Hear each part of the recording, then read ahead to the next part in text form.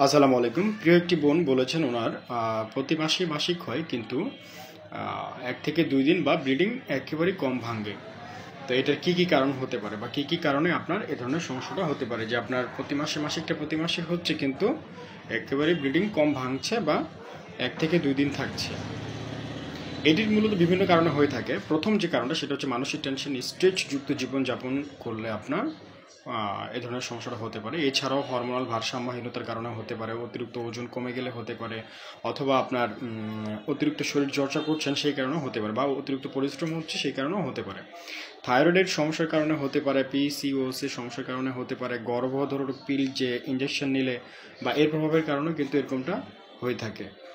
এবং রক্তশূন্যতা বা অ্যানিমিয়ার সমস্যা থাকলেও এরকমটা হতে পারে। গর্ভধারণের কারণে এরকমটা হতে পারে। ভালো থাকবেন, প্রয়োজনে এদের পর যোগাযোগ করবেন। আসসালামু আলাইকুম।